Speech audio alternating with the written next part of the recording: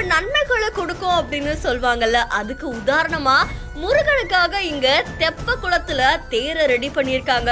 இந்த வீடியோ காட்சிகள் இப்போ சமூக வலைத்தளங்கள்ல வைரலா பரவிட்டு இருக்கு. ஆடி கிருத்திகையை முன்னிட்டு பல கோவில்கள்ல முருகனுக்கு விசேஷமா தரிசனம் செய்யப்பட்டிருக்கு. நிறைய பேர் போய் அவரை தரிசனம் பண்ணிட்டு வந்திருக்காங்க. அது மட்டும் இல்லாம திருத்தணி முதற்கொண்டு பல பெரிய கோவில்கள்ல அவருக்கு பிரம்மாண்டமான வரவேற்பும் கிடைச்சிருக்கு. இந்த நிலையில திருத்தணியில இருக்கக்கூடிய தெப்ப குளத்துல முருகனுக்காக என்ன பண்றாங்க அப்படின்னா, அந்த தெப்ப குளத்திலே தேரை ரெடி பண்றாங்க.